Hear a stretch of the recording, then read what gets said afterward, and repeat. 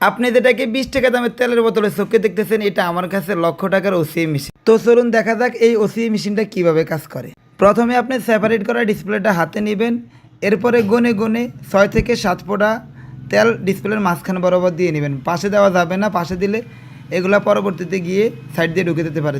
তো এরপর ভালোভাবে ঘষে নেবেন। মনে রাখবেন ডিসপ্লের পাশে কিন্তু ঘষা যাবে না, পাশ দিয়ে খালি রাখতে হবে, কারণ এই তেলগুলো লিক করে না হয় ভিতরে ঢুকে যাবে। পাশ দিয়ে খালি রাখবেন। এরপরে পরবর্তীতে হচ্ছে আপনি গ্লাসটা হাতে নেবেন, যে এই গ্লাসটা ওসিআই গ্লাসটা লাগবেন, পেপারটা তুলে নেবেন।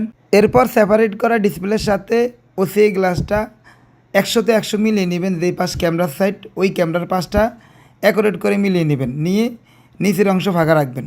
তো দেখতে পাচ্ছেন এখানে আমি উপরের পাশ মিলিয়ে নিয়ে জাস্ট নিচের অংশটা ফাঁকা রেখেছি। এবার আমি উপর থেকে আস্তে আস্তে চাপতে চাপতে নিচের দিকে আসবো। তো ক্যামেরাতে ফোকাস করানোর জন্য কিছু হাওয়া অলরেডি ঢুকে গিয়েছে, সমস্যা নেই, এগুলো আমি চেপে চেপে বের করে নিতে পারবো। তো উপরের পাশ যখন চাপ দিতে দিতে নিচ দিকে আসবেন, তখন নিচের অংশটা কিন্তু ফাঁকাই রাখবেন, এক হাতে ফাঁকা করে ধরে রাখবেন, আর উপর দিক থেকে চাপ দিতে দিতে আসবেন। তো মোটামুটি অর্ধেকের মতো চাপ দিয়ে আসার পর এরপর তো ছেড়ে দিয়ে দু হাতে করে নেবেন। কিছু বাবল যদি থেকে যায়, বিশেষ করে আমার এখন কিছু বাবল থেকেছে উপরের সাইডে, কারণ আমি ক্যামেরাতে দেখানোর জন্য ওখানে লেট করেছি এজন্য। তো এই বাবুলগুলো 1 ঘন্টা 2 ঘন্টা সর্বোচ্চ 1-2 মধ্যে এই বাবুলগুলো চলে যাবে, এটা কোনো সমস্যাই না। তো ভিডিওটি ভালো লাগলে অবশ্যই শেয়ার করে দেবেন, আমার পেজটি ফলো করে দেবেন। প্রতিনিয়ত এই ধরনের ভিডিও আমি আমার পেজে দিয়ে থাকি।